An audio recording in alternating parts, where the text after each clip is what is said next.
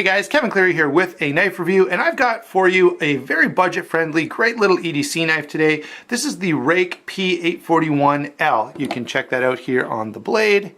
P841-L. I'm going to say this as we sort of get going, because I know you guys are going to want to correct me down in the comments below. I'm going to do my best to say rake. I know it's supposed to be pronounced R-A-K-E, and what I'm going to have to start doing is in my notes writing it that way, because if I see the proper spelling, I'm going to want to spell it, or I'm going to want to say it Ruike or something else. So I'm going to do my best to say it right. Now, let's get back to the review itself. This is a new knife that's only come out in the last few weeks. And I don't know how widely available they are at retailers yet, but they're definitely available on the Ruike Knives Canada website. And I will touch base with Matt over there. He did send me this knife for review, and I will touch base with them and see if they're interested in giving you guys a bit of a discount. So if that's the case, there'll be a discount code in the description box below. If he says, yeah, no, we can't do that, then there just won't be a discount code down there, and we'll just, you know, consider that this is still a pretty well-priced knife, okay? So let's go ahead and get into our specific discussion. The first thing I want to say is this knife has a bit of a different look than a lot of the Ruike knives that we've seen. A lot of them have been fairly angular. They have sort of a modern, let's see, I'll grab a couple of examples. These are not going to even be in my comparisons, but you can see these guys, you know, are pretty modern looking, technological sort of feeling knives that, you know, maybe, you know, almost have the feel they came from the future or something like that. This knife doesn't have that look at all. So it's an interesting departure, and kind of that organic feel, I think, is a bit of a welcome change. Okay, so I've got to give some credit for this different design than what they've been doing. Sort of some flowing lines, that really nice sort of gentle drop point. I do kind of almost a bit of a Wharncliffe look on that blade, and I really like this blade shape. So it's nice to see a bit of a departure from them in terms of design, and I'm looking forward to seeing what they do in the future, because I gotta say this, guys, overall, and this is going to be a fairly positive review, but in general, I have been fairly happy with what Ruike has been putting out there in terms of quality, in terms of price point. I think they're really doing a great job and offering us as consumers some really nice, well-priced, capable folders. All right, so let's go ahead with this particular one. Size and weight on this guy, 8¼ inches overall. Okay, so kind of right in that wheelhouse. Now, and it's actually just under. It's not 3/16. It's bigger than that, but it is just under 8¼ inches. 3 9/16 on the blade, 4 11/16 on the handle. So that's just a little more than 4 5/8, and a little hefty for its size. Now, it's not uncomfortable to carry. I've carried this guy around quite a bit and actually really enjoy carrying it. But it does weigh 4.9 ounces. So at 5 ounces, that's a little hefty. Now you can see, I think, the justification or the reasoning for that is fairly thick G10 here. Now they've 3D machined the G10, which is a nice touch, but it is fairly thick and it is a full backspacer. So those things are definitely going to contribute to the weight. There is some internal milling here. I don't know if I can show it to you. Yeah, there you go. You can see that there is some skeletonization in there.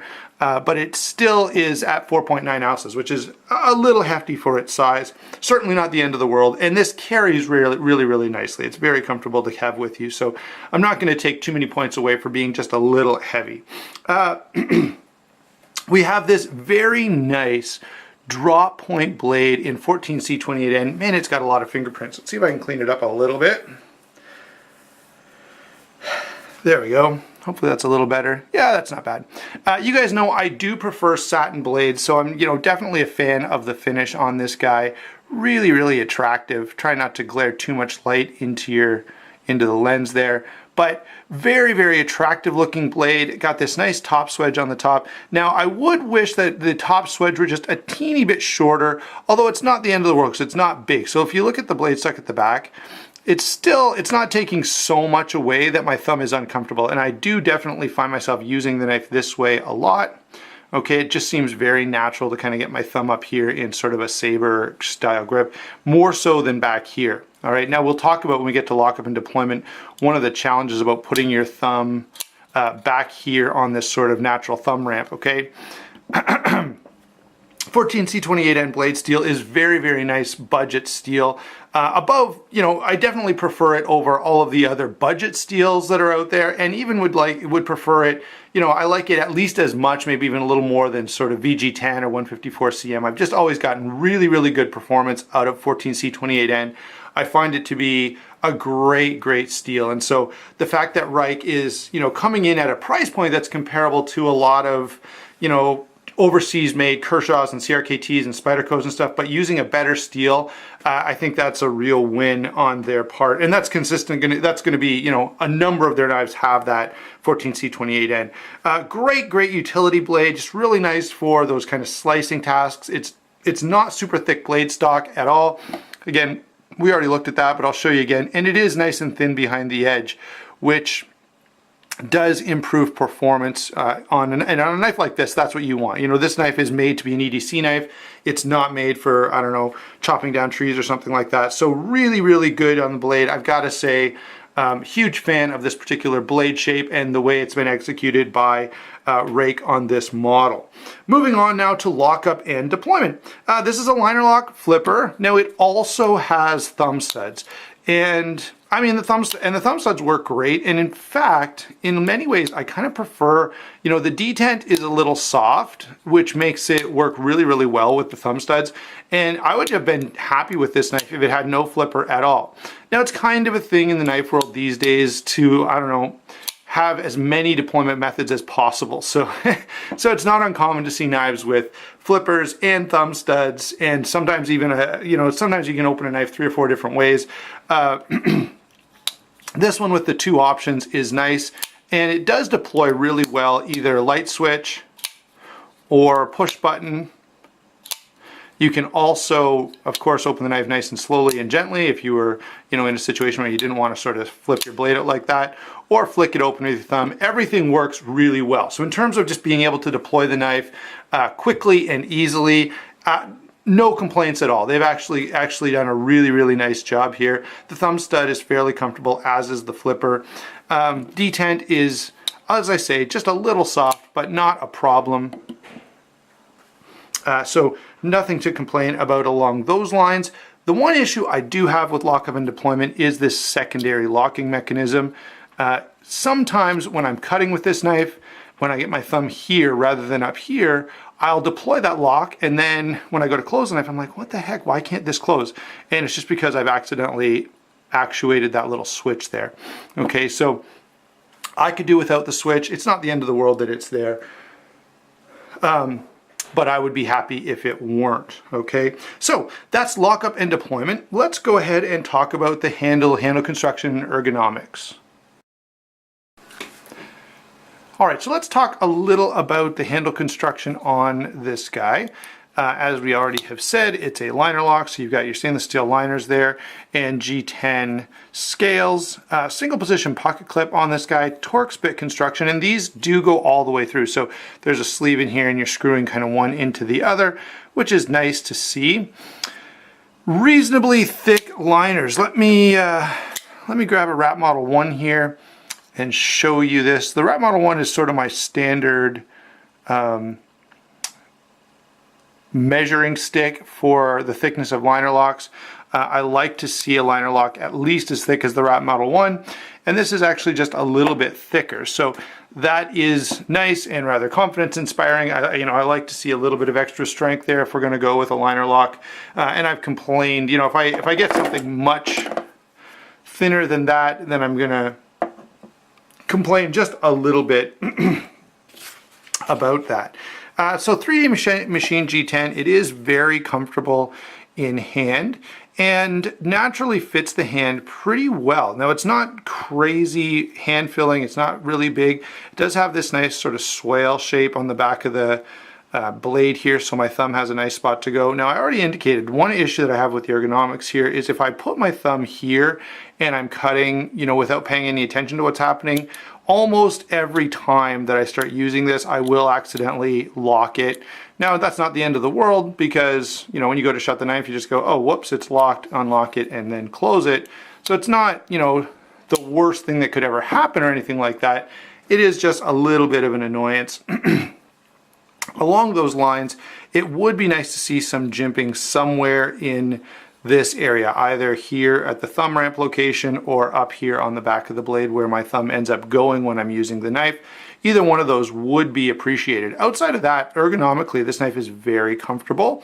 One thing I will say is I could see this knife. I think this knife lends itself to a front choil. Now, there isn't one, but you'd see, you'd only have to lose, you know, a 3/16 of an inch of cutting edge and gain a choil. I would personally enjoy that. Now, I know not everyone likes that choil and they'd rather have that cutting edge, so I totally get that, and I'm certainly not going to take away points. I'm just going to say ergonomically it feels kind of like naturally this knife could lend itself to having that choil there.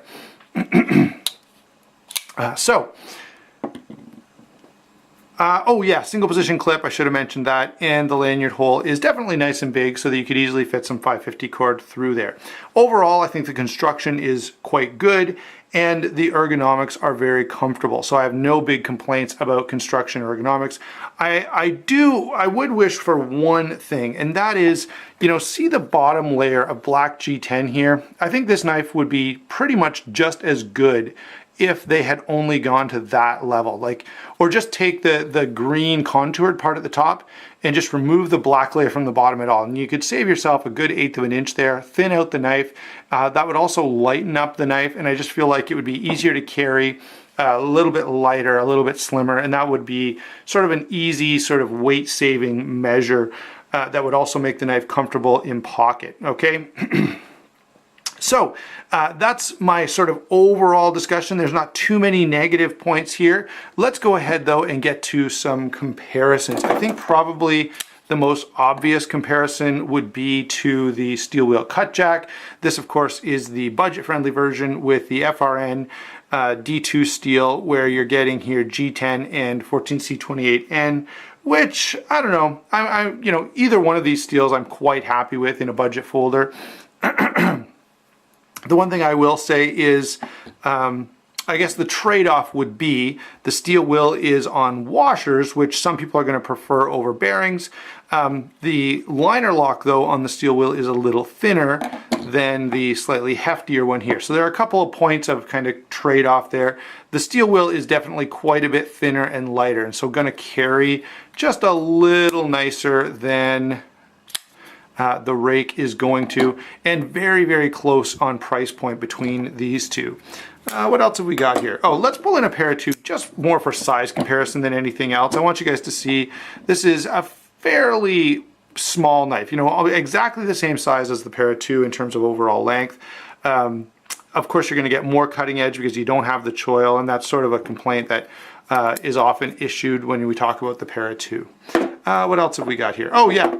Since this guy is visiting for a different video, let's pull him in here. This is the Real Steel G3 Puko. Really nice little knife.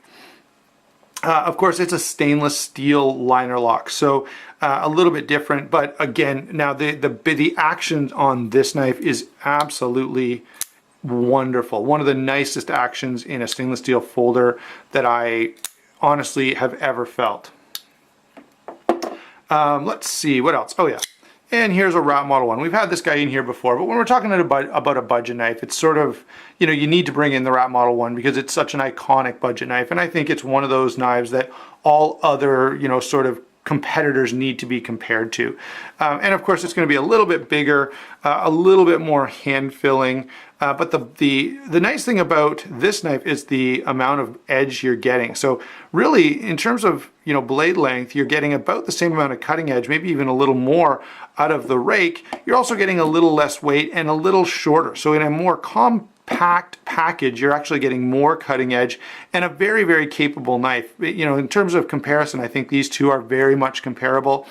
Sorry, the sun's moved a little bit and casting a nice sunbeam across our video here, but we're almost done.